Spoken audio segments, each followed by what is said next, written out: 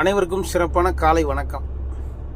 எனக்கு ஜோதிடத்தை அறிமுகம் செய்து வைத்த சிங்கப்பூர் முருகேசன் ஐயா அவர்களுக்கும்,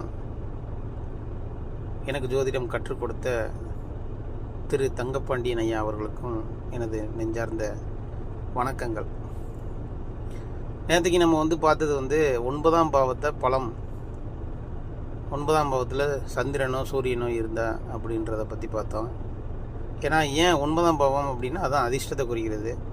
இன்றைக்கி 11ஆம் பாவம் அதான் வெற்றியை குறிக்கிறது. 11ஆம் பாவம் அப்படின்னு எடுத்துக்கிட்டாலே அது பெரும் பணம், செல்வம், சேமிப்பு இது எல்லாத்தையுமே சொல்லக்கூடியது 11ஆம் பாவம். மூத்தவர்களையும் குறிக்கும். இப்போ நீங்கள் 11ஆம் பாவம் பலம் அல்லது பலவீனம் எப்படி வேணால் இருக்கட்டும் உங்கள் ஜாதகத்தில். ஆனால் நான் சொல்கிற இந்த ஒரு விஷயத்தை நீங்கள் கடைப்பிடிச்சிங்கன்னா அந்த பாவகம் பலமாக இருக்கிறவங்களுக்கு மேலும் பலம் வரும், பலவீனமாக இருக்கிறவங்களுக்கும் மேலும் பலம் வரும். ஓகேவா? 11ஆம் பாவகத்துக்கு உயிர்காரகத்துவம் என்ன அப்படின்னு பார்த்தா, மூத்தவர்கள், சித்தப்பா, உங்களுக்கு அண்ணனோ அக்காவோ யார் மூத்தவங்களாக இருந்தாலும் அவங்கள்ட்ட நீங்கள் ஆசி வாங்குங்க.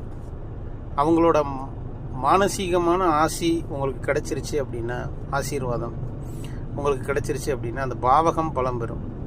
ஸோ அவங்க மனது புண்படாத அளவுக்கு நடந்துக்கிட்டு அவங்கள்ட்ட எப்பொழுதும் ஆசி வாங்கிக்கிட்டே இருங்க. உங்களுக்கு வயதுக்கு மூத்தவர், எனக்கு அண்ணன் இல்லை அக்கா இல்லை நான் என்ன பண்ணேன் அப்படின்னு கேட்டேன்.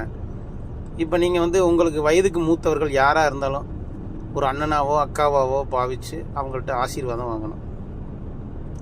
இதை நீங்கள் செஞ்சீங்கனாலே உங்கள் 11ஆம் பாவகம் பலம் பெறும்.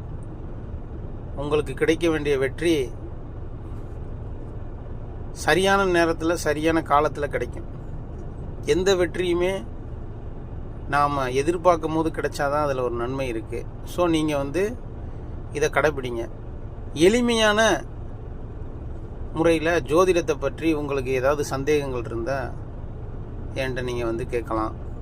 உங்கள் ஜாதகத்தோட முழு விவரங்களும் சொல்லப்படும். நன்றி, வணக்கம்.